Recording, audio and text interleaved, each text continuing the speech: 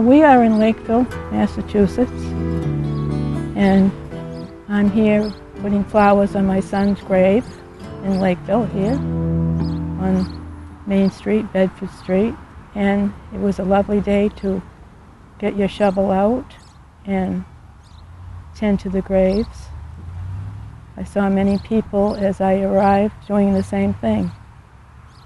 My son's name was Frank W., which stands for Winfred Kelley, Jr. He was named after his father. And he was born in Marlborough Hospital on January 6, 1955. Frank was just very, very special. And he loved Lakeville. He had so many friends that depended on him. He used to do other people's homework and help them with all their studies, and was a very generous kind of son. I probably do this every other week. He died in January, so we don't come up as often in the long winter days, but just about every other week I tend to it or check it out, weed and water, so forth, and say my prayers. My son, he had a love for sports and a love for animals. He went to Apponequet Regional High School, and he had the 2-mile record for several years on track. And later on, he took a turn in another direction, and he was a tech writer for a number of years. And then he was a handyman out on his own, because he was in too much. He preferred to have another occupation.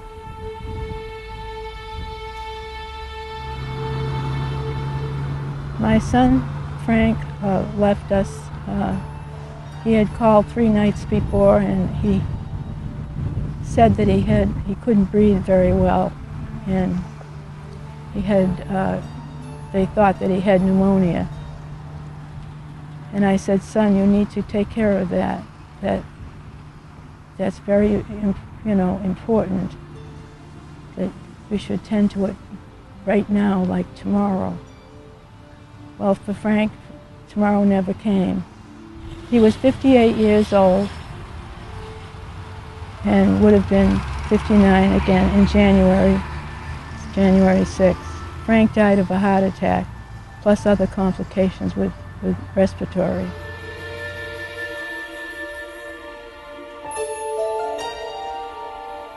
And we moved to Lakeville in 1961 on Long Point Road, and I still live there. I've been there for 53 years, and it's a place I dearly love. When we bought it, you couldn't even see it from the street. The weeds and what have you went over the top of the roof, and we started from scratch, felling trees and cutting brush and trying to improve, and each year we do something different. And it's where all our Thanksgivings and our Christmases and our Mother's Day holidays were spent.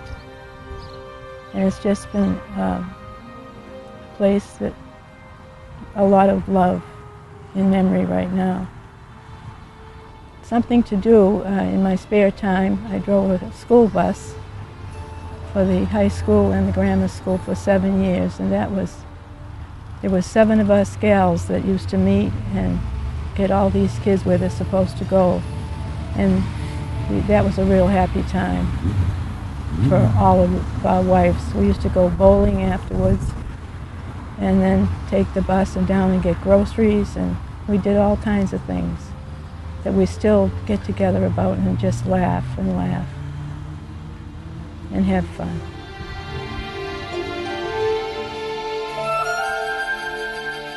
I come here in Lakeville, right across from the little white church on 105, and I deliberately put a stone here so we would all be near the church, because that's where I've gone for 53 years, the same church every Sunday just about.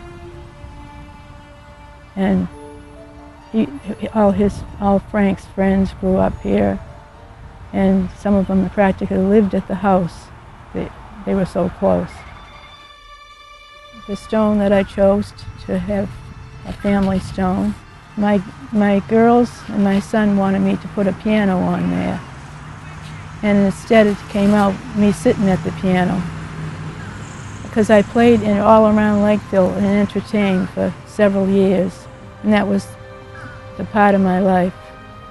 It also has an Elks insignia, and I played there for 35 years. But yeah, we had musical notes added onto it. And I had a band called Cranberry Jam. Coming here makes me feel very close to him, and makes me also wish that we had talked more about a lot of things. So my advice to anyone, you should speak to each other as often as you can about just about everything in life, and hold on and back up each other. And as a parent, you can only do the best you can do.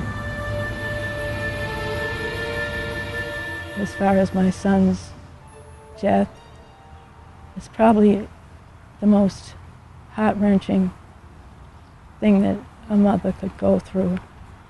I'll never be the same without him. He was so generous and kind, and he had called me the night before to tell me how much he loved me. But he didn't tell me everything. I had to find a few things out later that he didn't want me to worry about. All I can say is we loved him, and we always will.